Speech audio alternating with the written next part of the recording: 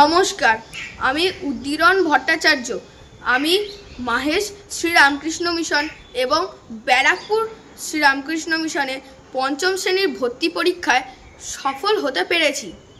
আমি সমরজিৎ স্যারের কাছে দ্বিতীয় শ্রেণী থেকে পড়ি।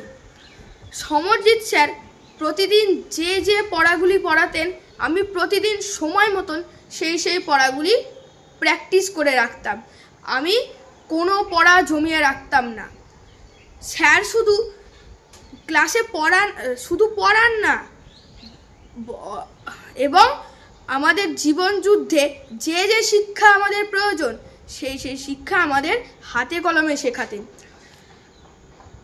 এবং শেখাতেন যে কিভাবে আমাদের সময় মতন পড়া শেষ করতে হবে এবং তাড়াতাড়ি লেখা শেষ করতে হবে।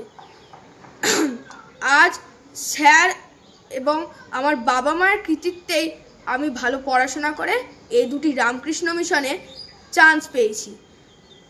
আমি এবার সবাইকে প্রণাম করে আমার বক্তব্য শেষ করলাম।